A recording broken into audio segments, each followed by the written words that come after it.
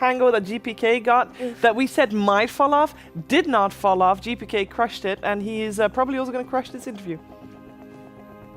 Thank you very much, Shiva. Yes, indeed, I'm here with GPK, and we're going to have a conversation because this series, I mean, absolutely ridiculous. First series, a little shaky. Next series, very good. How was that to play for you? Как для тебя прошла эта серия? Вся она в целом была такая очень забавная. Рассказывай.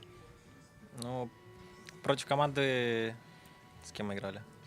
Против Тавон, на самом деле, должно было быть 2-0, просто мы вторую игру затровили.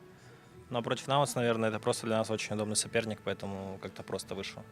So when they were playing against Talon, they thought they will have 2-0, but against Nouns, they're just a suitable opponent for them. That's why it ended like this. Okay, well, very well prepared for this one. Did you feel like you're playing better in the lower bracket? Does that help you guys? Чувствуете ли, что играете лучше в нижней сетке? Я думаю, в принципе, когда мы играем в плей-оффе, мы играем лучше, нежели в group stage. In general, they do think that they play playoffs better than the group stage. And why do you think that is? Do you need the stakes to be high for your team to kind of perform at their best? Как ты думаешь, почему так? Думаешь, что для вас важны эти ставки, чтобы они были выше, чтобы вы играли лучше? Я думаю, нам нужен именно этот прежер официальных игр, что каждая игра что-то значит, а когда ты играешь в group stage, где матч ничего не значит, то сложно именно full focus поймать. Для нашей команды так. So playoffs for them is more significant. That's why they get more focus than in the group stage. Excellent. So obviously now you've made it to the main stage. Is that going to make you guys play even better? And are you excited to play in the arena? Теперь вы уже официально на мейн-стейдже, считайте. И как думаете, будете играть еще лучше на арене? Я думаю, нужно посмотреть, какая арена, а так я уверен, что мы будем играть еще лучше. Well, let's see how the arena looks, but yeah, he's confident that they'll play better. I'm sure it's going to look excellent. GPK, thank you very, very much. Best of luck on the rest of the tournament. And back to you, Shiva. Thank you very much. Can't wait to see the performance in the Royal Arena because BB Team does move forward here as there is Team Nouns who is not moving forward. I do feel like we got to give them some credit as well because this series, I feel like Effie wasn't very, very indicative of the impression they left this international. Yeah, I mean, it is sad to say goodbye to them, but they've done an incredible thing on their way out. They beat Team Spirit 2-0, which are the defending champions of TI. They sent them to lower bracket. They put them in lower bracket with so much competition. And because of what Nouns did, there's a scenario where we just don't see Team Spirit, the defending champion, on the main stage. So they should be proud of themselves. They brought some great Dota. They may have faltered today, but they left an impression on a lot of fans all over the world. Yeah, most definitely. This is a team that has nothing to be ashamed of. They had some good performances. They fell short in this one. As we said, kind of slightly got figured out. But results, I mean, Team Spirit, this is the biggest upset of the road to the international. Might be the biggest upset of the whole TI. It really depends how it's going to be played out. But these players, they have bright futures ahead of them, that's for sure. They really do. And for some final words on Nouns, we're heading over to Pyrion, who is standing by with Gunnar. Yeah, thanks, Sheebs. I am here with Gunnar. Gunnar, that was obviously not the result you guys were wanting, but you were saying that BB Team, probably one of the worst matchups you could have come up against in this position. What was so tough about this series? I think they just have really good lanes, and I feel like in this tournament we've kind of not had the best lanes, but we've played really well post lanes, and yeah, they were in our group. We got 2'd by them in the group, and then now we get 2'd again, so yeah, just hard matchup. Very tough matchup, but thinking back to better times, you guys 2-0'd Spirit. You took the first game off Gaming Gladiators. You must have thought at that point, we've got a bit of momentum here. Did losing that series to Gaming suck away some of that momentum, do you think, or was it just this matchup that cost you? I don't know about the momentum. I think the second game versus Gaming kind of hurt because I think we all thought we could have won that game if we made a few different choices. But I don't think we went in today with a bad mentality. I think they just were the better team today. Fair enough. So looking ahead to next season, obviously, you guys are hopefully going to stick together. I think this is a really good team. What are you hoping to achieve next year? I mean, I definitely want to make stage at TI. It was really special last year when I made it.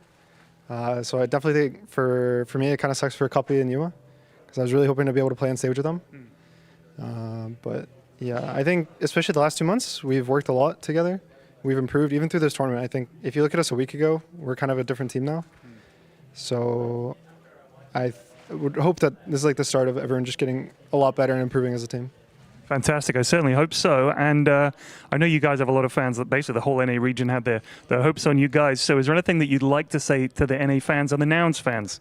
Thank you guys for supporting us. It means a lot, honestly. And yeah, sorry we didn't get the results you guys wanted, but we'll still keep fighting for NA. And NA Dota is never going to die. Indeed, and we hope not. Shiva, back to you guys. And may I just remind you guys that this is a team that for the longest time in this season did not make it out of qualifiers against another North American team and finally made it in one of the most important qualifiers of the year. And I think, this is just the start of their growth because I feel like they haven't had that much time to grow as a team in an international stage. Yeah, no, I think that's incredibly commendable what they've achieved because to come from a region which unfortunately is relatively starved due to kind of the way that it is set up to then, get here and, 2 years in a row the organization has created upsets, have created the storyline that everyone else remembers. It's because of, what this team does. So again, it's like, the future's bright and, again, I feel like Dota teams nowadays, they don't really do crazy shuffles anymore. So from what Gunner's mentioning, I hope it is true that we at least get to see a core of them stay together because I think that is how you really kind of improve as a team, and fingers crossed that the future of NA is, slowly going to get better. Yeah, and as bright as Gunnar indeed says and implies it is. Gunnar also mentioned that especially in the laning stage against BB Team, they struggled, and Purge would like to take a deeper dive into that point. That's right, Cheever. Yeah, their laning stage was pretty rough in the second game, and I just wanted to look at some of those examples, why it happened, and how it cascades and ultimately gets you very, very far behind.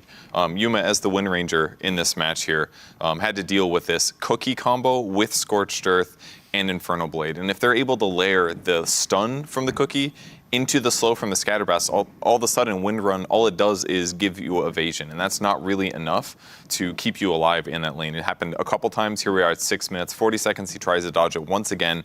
The slow comboed with the stun gives a lot, and he ends up having to TP back to Fountain to heal to prevent from dying there.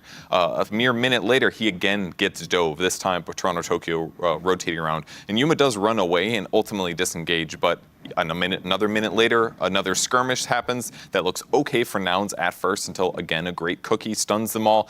And he starts getting out of there, realizing that GPK is coming, but he gets ran down again. So just gank after gank and pressure after pressure, and he does dodge some of them, but ultimately it ends up being a lot. And then on the other side of the map, this is a crucial moment for Gunnar. He did get killed in the first blood. Watch what's happening. This little creep here is getting kind of low, and he wants to secure it to guarantee some golden experience. He ends up burrow striking forwards to get the last hit while harassing the Weaver, but unfortunately his opponents hit level 2 right before he does, and that unlocks the bugs for the Weaver, and they get the nice rundown with the blood grenade, so that costs him a lot. Weaver ends up getting a ton of net worth, and ultimately that translates to a super fast Gleipnir. 15 minutes. It's really fast, but Shiva, this is not as fast as Hector's 13-minute Gleipnir. So it could have been better. Is anything as fast? Did you know that Hector got a 13-minute Gleipnir? It's impressive, to say the least. Yeah, I did as well. Thank you very much, Purge. As we see BB Team moving forward here in the lower bracket, they look at the moment a little bit like a Grim Reaper here. The cost? Yeah, most definitely. Also, I wasn't listening. I kind of zoned out. I was going to like Grim Reaper. I heard Grim Reaper. BB Team. Oh, yeah, most definitely. This is the Grim Reaper himself. Saika, a.k.a. Nightfall. This is the guy that is going to take you far in the tournament if you secure his laning stage. And he's very aggressive. He's super aggressive. You can see some XPM. Dyrachyo is up there because Dyrachyo is popping off. But for BB Team, this is the team that we expected to go far. We always do, but they need to make this miraculous run through the lower bracket, and so far so good for them.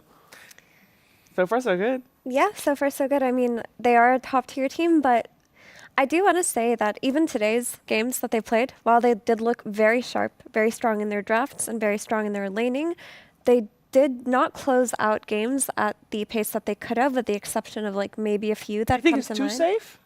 I would say so, because that's something that BB Team have been criticized for over the entire year, is that they don't make any high risk high reward plays. They'll play a more disciplined, they'll play for a later stage in the game. Even in this game too versus Nouns, they were crushing them in net worth, and it took them a really long time to close it out. Versus Talon, the same thing can be said, where they even made a key mistake which with no buybacks, which led them to being stomped. So while they still do have all of their individual strengths and their powerful laning, I still haven't seen them play confident enough to close out games early the way that Gaimin do, another strong laning team. I mean, just the lower bracket, they got to go through maybe Falcons. If Falcons beat 1W, after that, then they might have to go up against like a Tundra or a Gaimin. After that, it's maybe Extreme or a Spirit or a Liquid or a C9. It's like the journey to get to a good position for any team now in the lower bracket. It's like, it can't, I don't know, I don't want to say it, but like, no, it's, yeah. It must be one of the spiciest lower brackets we've seen. We've ever had. Yeah, Based I on was the about to say. yeah, like based on the year form, like often in lower brackets, it's like one or two teams did well, but like this year we've had like 3 or 4 teams do extremely well. We've had strong teams hold it like their own, and it's like you can see it here, right? Like let's say Tundra Gaming dropped down, right? Like for BB to do well, or even Falcons to do well, like you have to overcome teams that have consistently had top 2 or top 3 finishes. Like this is probably one of the hardest journeys to get there. And if Spirit is to make the run that Nouns created, because they put them into the lower bracket, 1, 2, 3, 4, 5, 6 lower bracket games into a best of 5 game. Like the journey to get to the grand finals is intense for any team now in the lower bracket. Yeah, we also saw already with Spirit and Extreme, one of them won't even make it to the Royal Arena. It's a crazy run, a crazy competition, a great competition. And you know what also is a great competition? The short film contest. And earlier today, you were already able to see a submission there when Nat introduced it. There's another one coming your way. Stop toxic tipping. Tipping started as a compliment, but quickly became toxic. Even spreading into the real world.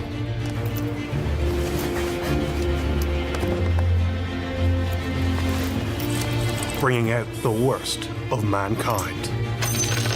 Hurting the weakest heralds and the greatest immortals.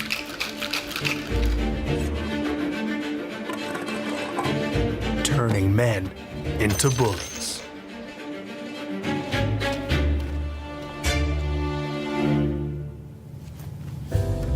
But even the mighty fall eventually. And from the ashes of humiliation, rise as a hero, seeking redemption. On a quest to end their toxic... Whoa, chill, relax. Chill, dude. What are you doing? No, don't do it. That's just normal tipping, man. This TI, we can stop toxic tipping. No, don't do it. God damn it. Not all types of tipping. Jesus.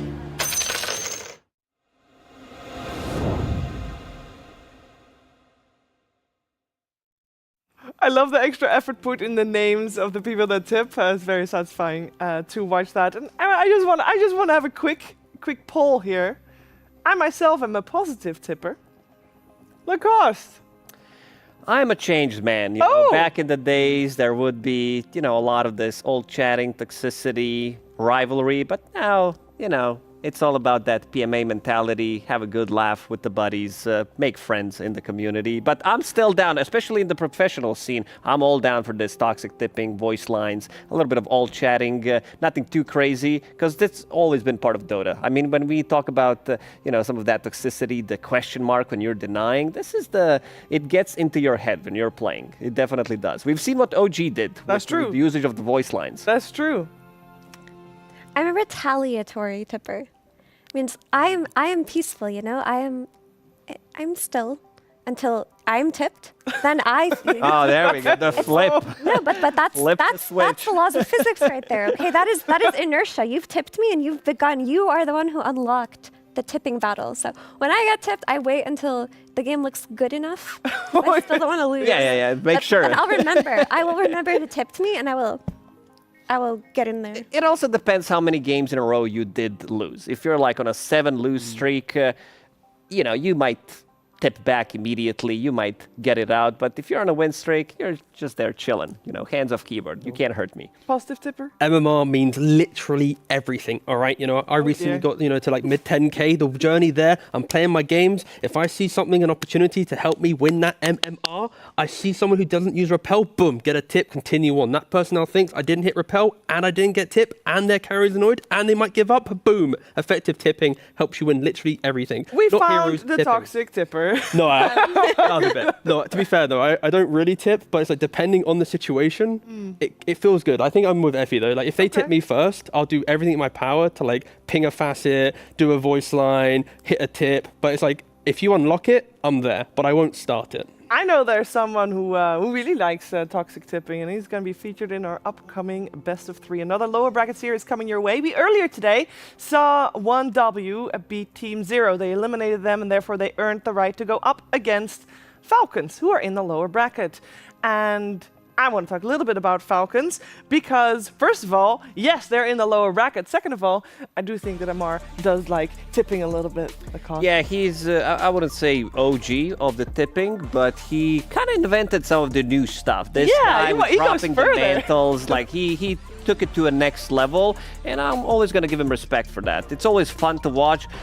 They create, you know, this kind of a environment where it is okay to do it, but once they start losing, a lot of other teams will also start tipping them and everything. So it creates a tipping meta, which I really like. Yeah, but the thing with Falcons is I feel that most teams that go against them and get tipped by Amar, they are amused enough by him to partake. Like, maybe it was taken a bit personally at the start.